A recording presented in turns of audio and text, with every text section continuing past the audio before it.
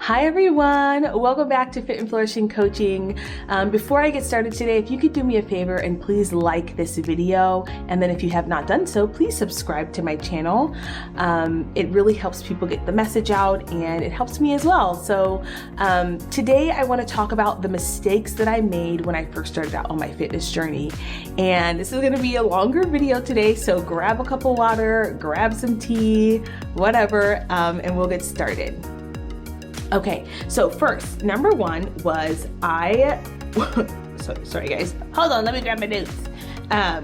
Telling everybody what I was doing. Every time I tried a new diet, it was like, I'm doing keto, you should do keto. I'm doing clean eating, you should do clean eating. I'm doing this, you should do that. I'm doing that. And it's like, why was I doing that? Now when I think back, I'm like, what was I thinking?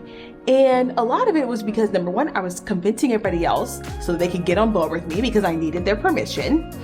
Number two, I wasn't actually doing the work necessarily. Like I would say I was doing it and be telling everybody, but then I wouldn't be actually following through. I'm like, that's so weird that I was telling everybody else to do it, because secretly I needed everybody else to be on board with what I was doing instead of just doing what I wanted to do.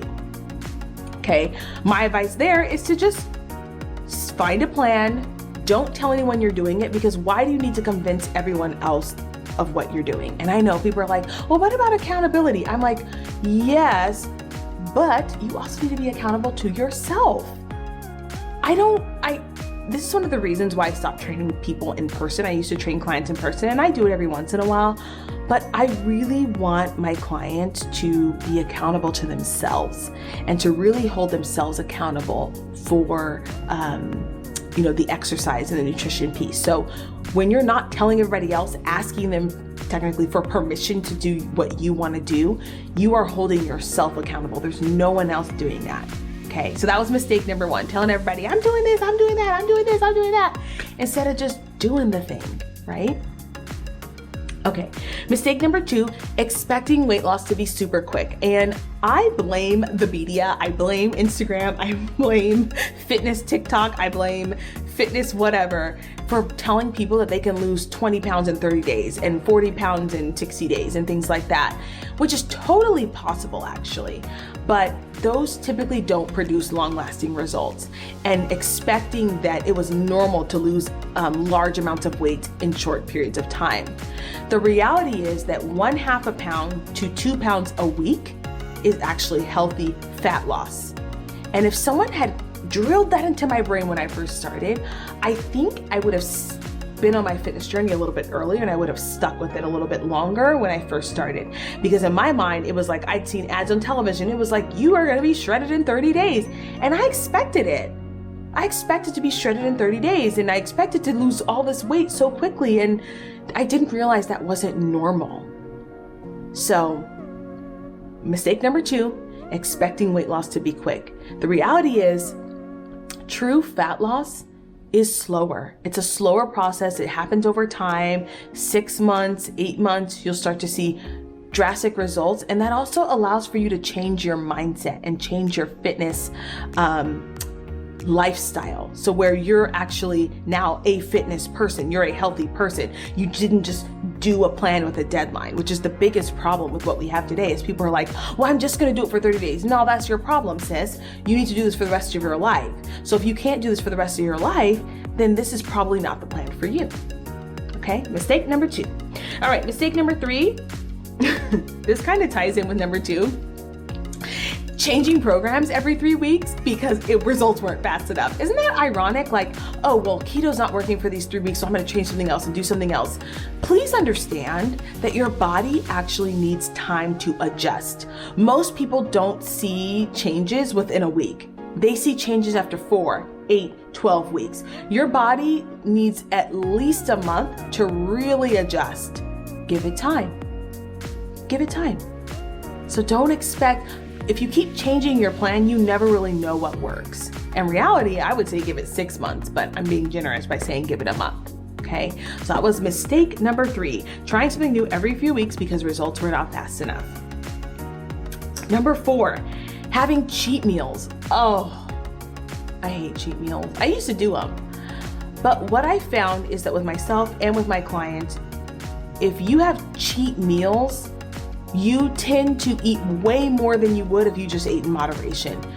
In real life, you are going to eat food that is not healthful, right? You're going to eat foods that are not necessarily the best for your body.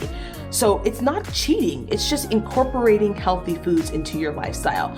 One of the mantras or affirmations I tell my clients is 80% of the time I nourish my body, 20% of the time I nourish my soul. So there's really no need for a cheat meal or a cheat day, because those foods that you like are incorporated in moderation. But I can guarantee you going a full day with like cheap food is not good for you. It's gonna cause you to put on a ton of water, not necessarily fat. You're gonna put a ton of water. You're gonna derail your progress for the week.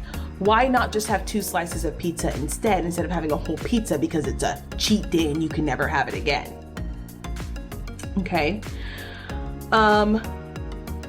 Number 5, secretly needing everyone to agree with what I was doing. There were people who, when I was doing keto, they were doing clean eating. And when I was doing clean eating, they were doing fat-free or low fat. And the reality is, part of me wanted people to agree with me and to be doing what I was doing. And the reality is, what works for that person may not work for you. And what works for you may not work for someone else. So you don't necessarily need someone to be agreeing with everything that you're doing. You just need to stick to what you set out to go. And if that doesn't work, then you can switch to something else.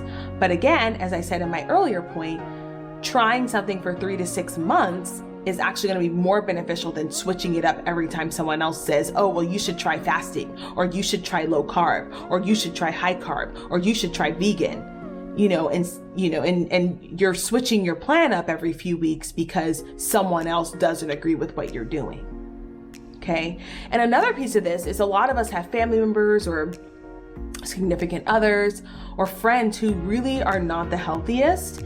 And so they don't necessarily agree with what you're doing either. And you're going to have to be comfortable being the odd man out or the odd woman out where you're the healthy one. And that's really hard. That's where this piece of secretly needing people to agree with you comes in, where you're like, oh, my friends don't agree with what I'm doing. They're going to make me feel isolated. Well, I mean, A, you need new friends, or B, be okay with being that person. And if your friends are really your friends, they'll say, okay, like, we are not like health people. We don't really exercise and eat well, but she does, and we love her for it. So don't wait for everyone to agree with you before you start your journey. Okay, other mistake I made was using my scale as the only form of progress. So I don't know if you guys know this, but the scale goes up and down regularly for a variety of reasons. It may be because you drank more water one day, or you had a little extra salt, or you didn't move as much, and so your body just, or you didn't sleep well, so your body was retaining water. You just don't know. It is very normal for the scale to go up and down, but my whole mood would shift if my scale didn't go down. Like, that's not okay. That's not okay for you either. Your scale is just one measure of progress. Let me give you some other examples of progress. If you have more energy, if your clothes are fitting better, if you're having less cravings, if you're feeling lighter on your feet, those are all byproducts of a healthy lifestyle. And the scale is one measure, and it's faulty at best, because there are people whose bodies have completely changed because they've done a body recomposition. So they've maybe lost 3 pounds, but it looks like they've lost 10 because they've toned up, which literally means put on muscle. Okay. So really try not to think of the scale as like the only thing that's an indication of your progress. It's not. You can use, your measurements. You can use how your clothes are fitting. As I said, there's so many different things. You can use your behavior, right? If you're someone who used to eat, McDonald's every day, and then now you're eating something else for lunch, you're making a home cooked meal for lunch, that's healthy. That's progress. Don't forget to pat yourself on the back for just making those simple changes. And lastly, self-sabotage. Nobody really wants to talk about this, but you be self-sabotaging, okay? So switching up the plan, being inconsistent, those are all forms of self-sabotage, because what you're really saying is, I'm scared of what's going to happen if I actually lose the weight. What's going to happen if this is no longer my struggle? What's going to happen if I actually achieve my goal weight? Then I have nothing to complain about. Those are all forms of self-sabotage. What are you afraid of? Why do you keep derailing yourself? Why do you keep, oh, the scale didn't go up, I failed, or scale went up, I failed? What is that about? So really getting to the heart of your self-sabotage and your behavior is going to change the game for you when it comes to fitness.